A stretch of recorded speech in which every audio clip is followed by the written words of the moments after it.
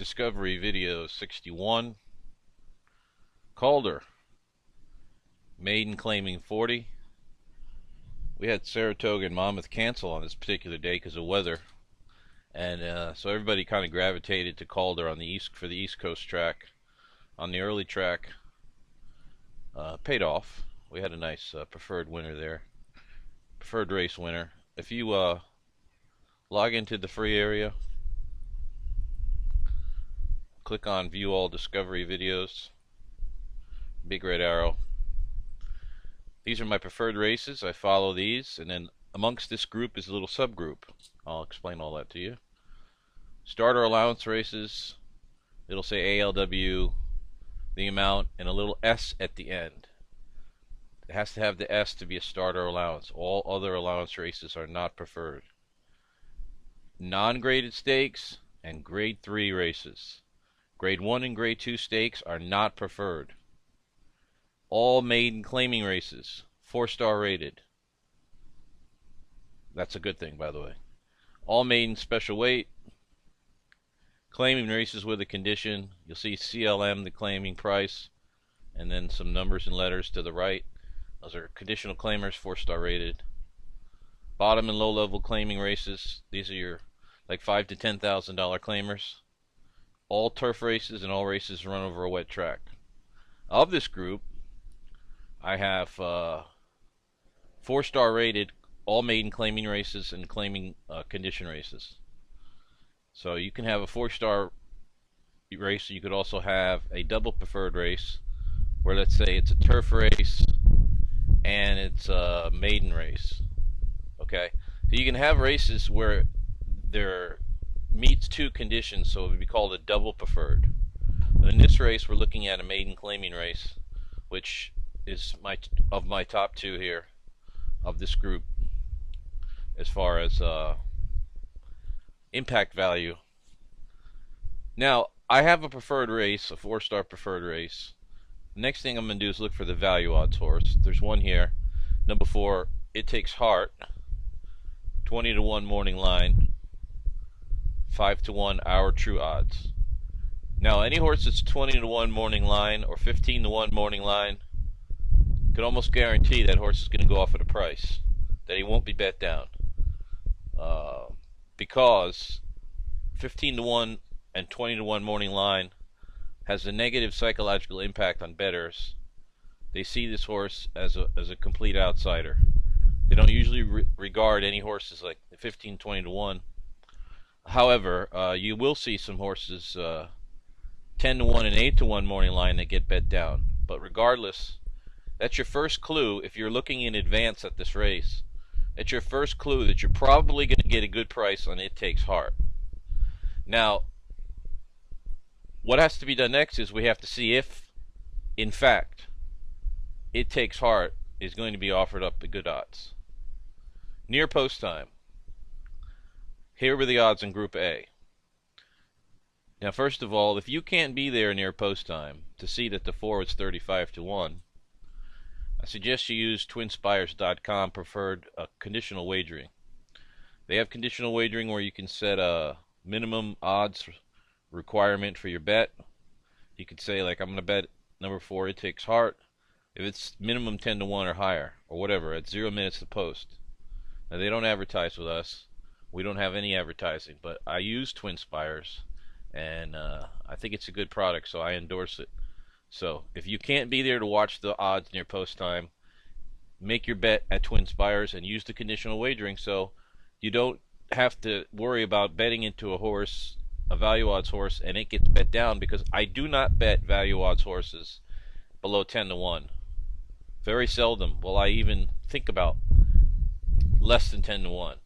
Okay, and some of these, if they're bet down 5 to 1, 6 to 1, I don't want to play them because it defeats the purpose of a value odds horse.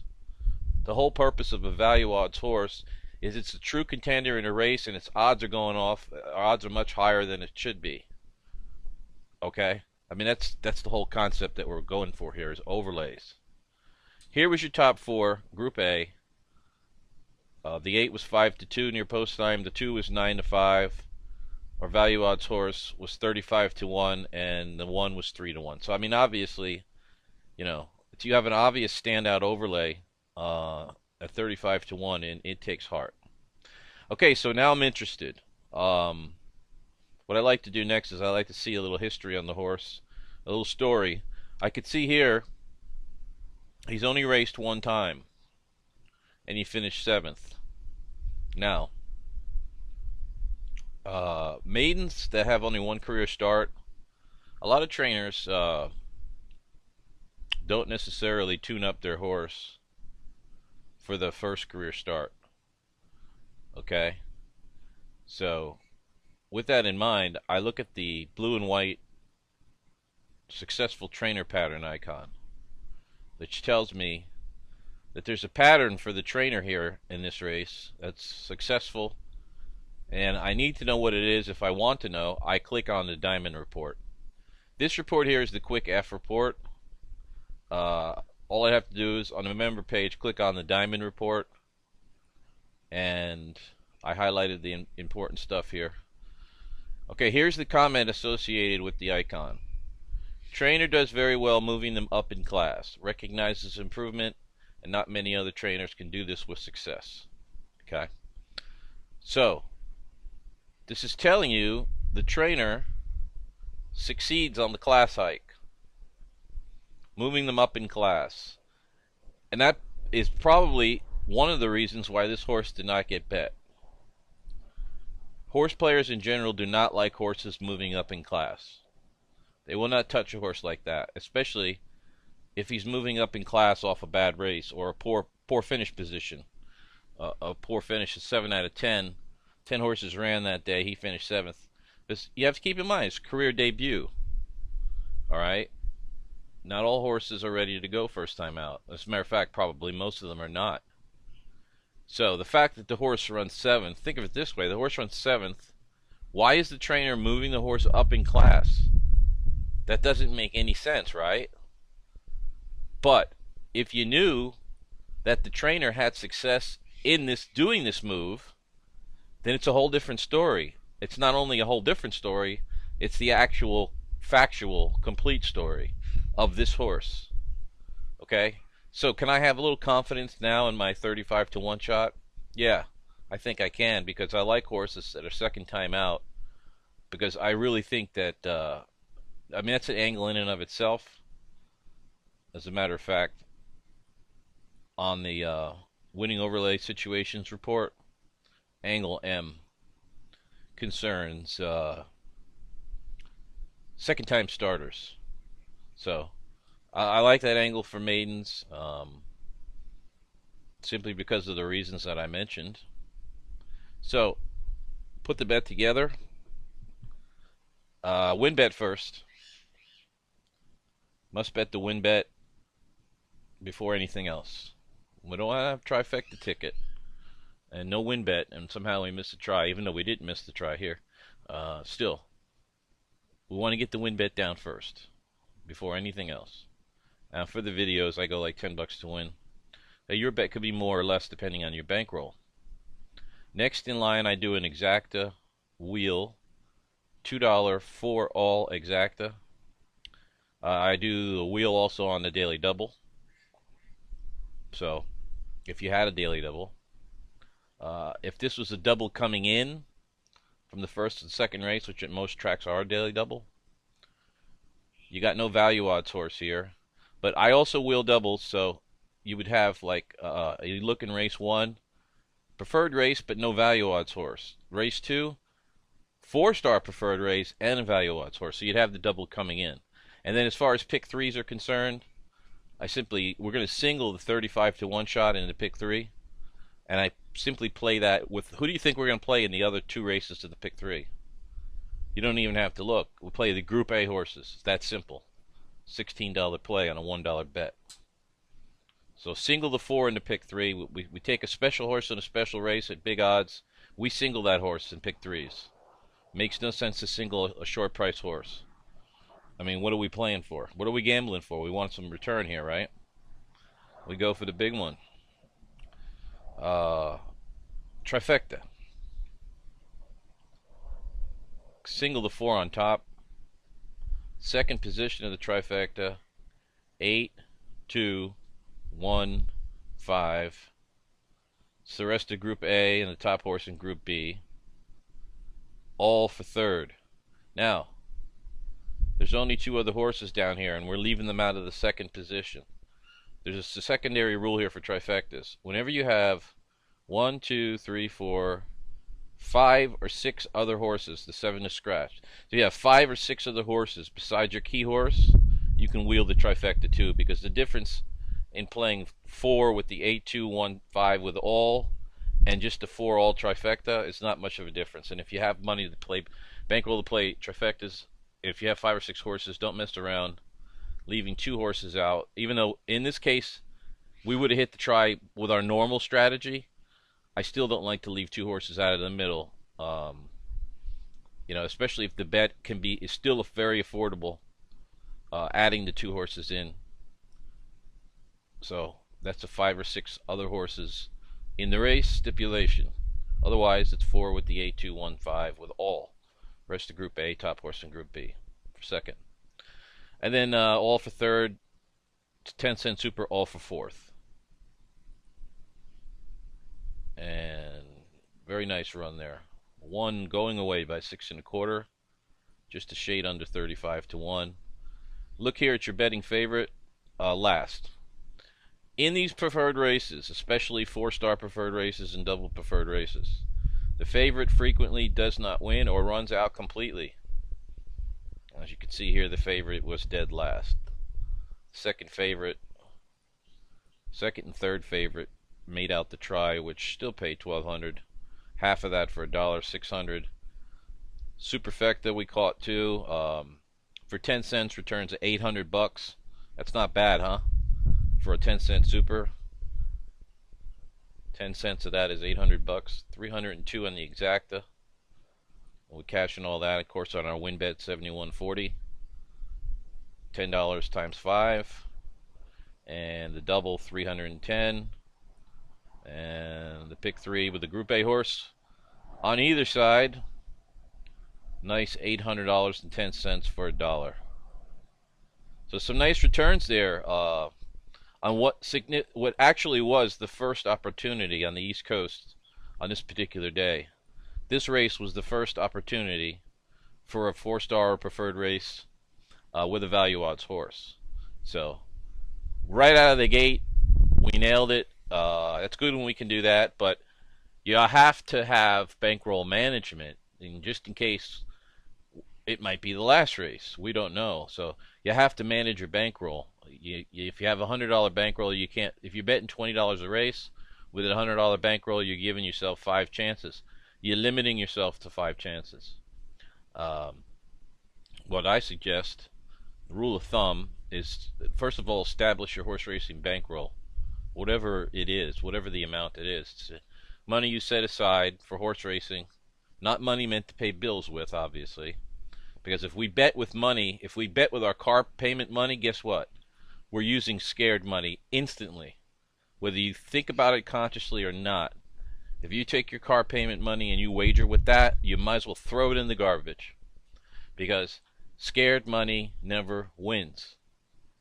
Wagering with money to pay bills is always scared money. You will not think correctly. You will make mistakes. So only set aside horse racing bankroll that is just for horse racing. Establish that amount. Only play, then, this is the key here, only play 1 to 2% of that on any given race. And hopefully you're playing preferred races. I limit myself now, I'm down to 4-star preferred races and double preferred. But maximize 1 to 2% of your bankroll. That way, your chances on tapping out the bankroll, if you stick to 1 to 2% max per race, you will never blow out that bankroll. The chances on you doing that are very slim. Okay? If you stick to the 1% or 2% rule. And that's the whole object of what we do, is managing the money is the last part of it. We have to get to the race in order to bet the race. And so if we've blown out our bankroll, guess what? We sit on our thumbs and we watch a $71 horse win that we would have had using our normal strategies. Do you want to do that? I mean, beat your head against the wall? We've all been there. I've been there. We've all been there. If you've been in this game any length of time, you've blown your bank. I've blown my bankroll a long time ago, but I mean, I'm talking about, I don't remember how many times I went through a bankroll. I was a regular thing for me to add money every week. And that, if you're doing that, you're not doing something right. But I did that. I mean, well, that was a long time ago. But, you know, there's nothing fun about blowing your bankroll and having to take a day off when you really want to play. There's no need to do that. If we just manage the bankroll correctly, 1 to 2%, and if we have to just do win bets to build it up, your bankroll should be building slowly. It should always build, sometimes quickly, sometimes slowly, but it should always build. All right? And like I said, if you're adding money to the bank every week, something's not right. You're not doing something right. My guess is bankroll management is not being used. Will be my first guess. Second guess is improper strategies. Because you can have the best handicapping in the world, and I met a lot of good handicappers in the last 3 decades. They couldn't win any money. They lost money constantly. But they were good handicappers. Why did they lose money? Because that's not where it ends. The handicapping is not the end all be all. It's a part of this whole game. Wagering strategies is the other part. You have to use strategies that are proven. The third part is bankroll management. If you take any one of those 3 pieces out of there, you're going to be, just throw your money away. Because that's basically what you're doing. Give it to your wife. Say, here, this is money I was going to bet $20 a race on, but I'll give it to you because I was told I was going to blow it anyway. You have to give yourself enough chances, and using bankroll management, it gives yourself enough chances. This is something really cool that I watch every day. I'm here on a lookout on this pond, and there's a lot of waterfowl out here, as you can imagine, down in Florida. Anywhere there's water, there's tons of birds, tons of different waterfowl. Now, there's some birds that dive into the water to grab fish as they're flying by. Okay? Whatever breeds those are, or species, whatever you call it. Some of them are little birds, some of them are big birds. But the fact is, they know where the fish are. How do they know? Well, they figured it out. There's a little runoff that comes from other sources of water, ponds and lakes, that fill into this pond, and you can actually see the bubbles coming up. And that's where that's where all the fish are. So the birds, the small brain birds have figured this out. So what they do is they dive bomb where the bubbles are, and what they've done is they've recognized where the fish are, which is what we're doing when we recognize what preferred races are and 4-star preferred races. We're recognizing where the money's at. Then, now they could take however many trips they can take from off the side of the pond to the middle of the pond, grab a fish. They might not grab a fish. Then they have to go on the other side, wait, and then try again. But they are trying in a location where they know there's fish, and it's only so many times before they're going to get a fish. They could get a fish on the first try. It may take them second try, third try, fourth try. I mean, I've watched these birds. Some of them will come in and just get lucky on the first one and grab a fish. Some of them, I sit here and watch for a long time, and it takes them 7, 8 times to grab a fish before they get one. Some of the bigger birds, they're not as quick. So, you know, for them, but the fact is that they know where the fish are. They've given themselves enough chances to get a fish. Okay? And in this whole fish and bird thing is kind of correlates to the last thing I usually say. Is the old saying, you can give a man a fish and he eats for a day, or you could teach a man how to fish and he eats for life. This is the way I think about what I do here in these videos. I can throw you a fish, but guess what? When you're hungry again, you got to chase me down when you want another fish. Or I can teach you how to fish, and then you could just fish anytime you want on your own because you know what to do. You've been taught how to fish. You don't have to be dependent on anybody. Alright? So basically it's what I do in these videos. And there's almost 500 videos now. There's 61 now on the Discovery series. And on that free area, if you scroll down to the laptop computer, there's the previous video series. 424 videos there. So you got almost 500 videos in your resource library. They're always here 24 hours a day for you to view them for free and get to learn how to use the reports before you actually become a subscriber. I want educated members. And of course, all the reports and articles here, all of it will help you understand how to use the reports. Because basically that's all you have to do. All you have to do is learn how to interpret these reports and apply the proven methods that I show, and then it's really simple. It's simple does work. It's certain circumstances, and even though horse players in this game believe that it has to be complicated to be valuable, that's not true. The impact value on my simple strategies has outdone every complicated strategy combined that I've ever thought of over the years. It's just that it was hard for a horse player, which obviously I am. It was hard in the beginning to accept that simple works, because in my mind there was no way simple could work. As a horse player, simple couldn't possibly work, because if it did work, everybody would be doing it. Well, this is the little 22 catch 22 situation. Every horse player is thinking simple couldn't work, because if it works, that guy would be doing it, and that guy would be doing it, and everybody would be doing it. So simple couldn't possibly work. There has to be some kind of little trick involved in the game. There has to be a detailed, sophisticated, mathematical, scientific, holy grail. And I'm going to go to my grave until I find it. Well, unfortunately, I've known a lot of players that actually went to their grave before they found the so-called holy grail. And they blew a lot of money getting there. There's no need for that. You know, I'm here to eliminate that pain. Alright? My job is to see that you have fun and make a profit in this game. This is the greatest hobby and the greatest game on the planet. And,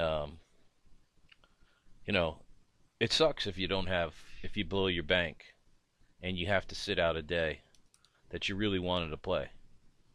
And it sucks even more if a $71 horse wins and you had to sit out that day. So that's why I say the end of all this was the bankroll management, the last part. Handicapping, proven wagering strategies, and bankroll management. All three combined is the road to long-term profit as a horse player. If you take any one of those equations out, you are giving yourself a lot less chances on being successful long-term profit-wise. Okay? So remember the birds, the waterfowl, that they already know where the fish are.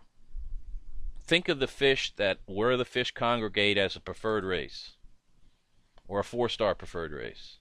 Now, if you know where those are, and you know what a 4-star preferred race is, because I showed you on the other page, 4-star